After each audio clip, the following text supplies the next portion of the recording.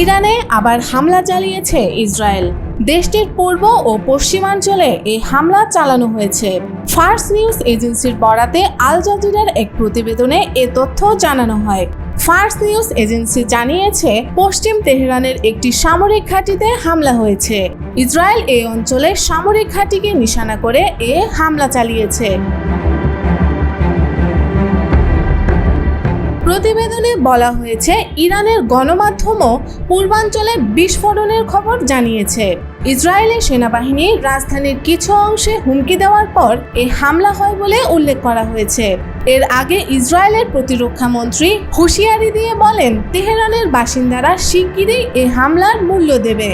ইসরায়েলের কর্তৃপক্ষ জানিয়েছে, ইরান রাতভর 100টিরও বেশি ক্ষেপণাস্ত্র নিক্ষেপ করেছে। তবে এর মধ্যে মাত্র 7টি ক্ষেপণাস্ত্র ইসরায়েলে আঘাত হানতে সক্ষম হয়েছে। সামরিক এক মুখপাত্র জানান, ইসরায়েল ইরানের ওপর আকাশে আধিপত্য অর্জন করেছে এবং ইরানের 1/3-এরও বেশি সারফেস টু সারফেস ক্ষেপণাস্ত্র ধ্বংস করেছে। রয়টার্স জানিয়েছে, ইরানের ক্ষেপণাস্ত্র হামলায় এ পর্যন্ত ইসরায়েলের 24 জন নিহত হয়েছেন। নিহতদের সকলে বেসামরিক নাগরিক। অন্যদিকে ইসরায়েলের হামলায় ইরানে অন্তত 224 জন নিহত হয়েছেন। এদিকে বিশ্বব্যাপী পারমাণবিক অস্ত্র বিস্তার রোধে গঠিত আন্তর্জাতিক চুক্তি এনপিটি থেকে সরে যাচ্ছে ইরান।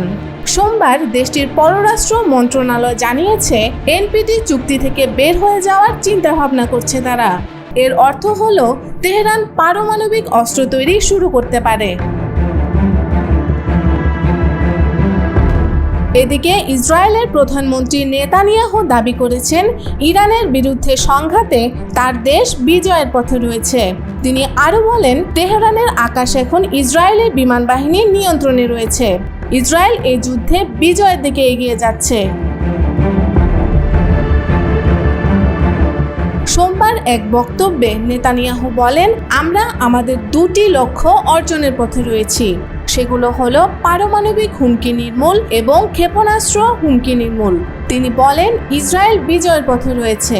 ইসরায়েলি মিডিয়ার খবর অনুযায়ী, প্রতিরক্ষা মন্ত্রী ইসরায়েল কাটজ এবং chief of staff lieutenant general Eyal জামিরের সাথে মধ্য ইসরায়েলের টেল নভ বিমান ঘাঁটি পরিদর্শন করার সময় নেতানিয়াহু এই মন্তব্য করেন। এ সময় ইরানি নাগরিকদেরও হুমকি দেন নেতানিয়াহু।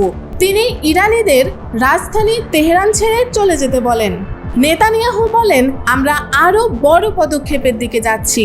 উল্লেখ্য, ইরান ও ইসরায়েলের দীর্ঘদিনের উত্তেজনা এখন সরাসরি সংঘাতে রূপ নিয়েছে। দুই দেশ একে অপরের বিরুদ্ধে সরাসরি হামলা চালিয়েছে, যা আন্তর্জাতিক মহলে উদ্বেগ সৃষ্টি করেছে এবং পরমাণু আলোচনা স্থবির হয়ে পড়েছে। এই সংঘাতের সূচনা হয় শুক্রবার 13 জুন, যখন ইসরায়েল আকস্মিক বিমান হামলা চালিয়ে ইরানের পরমাণু অবকাঠামো, বিশেষ করে নাতানজ ও ইস্পাহানের গুরুত্বপূর্ণ স্থাপনাগুলোকে লক্ষ্য করে আঘাত হানে। ইসরায়েলি কর্মকর্তারা এই হামলাকে ইরানের পারমাণবিক কর্মসূচি ধ্বংসের অভিযানের শুরু হিসেবে অভিহিত করেন। এই হামলায় ইরানের শীর্ষ সামরিক নেতা ও বিজ্ঞানীরা নিহত হয়েছে বলে দাবি করা হয়। নিহতদের মধ্যে রয়েছেন Islamic Revolutionary Guard Corps IRGC এর প্রধান জেনারেল হোসেন সালামি ও ইরানের chief of staff general Mohammad Bagheri. জবাবে শনিবার রাতে ইরান পাল্টা ক্ষেপণাস্ত্র হামলা চালায় ইসরায়েলে। এরপর থেকে দেশ দুটির মধ্যে হামলা পাল্টা হামলা চলমান রয়েছে। ফলে মধ্যপ্রাচ্য জুড়ে আরও বড় ধরনের সংঘাত ছড়িয়ে পড়ার শঙ্কা দিন দিন বাড়ছে।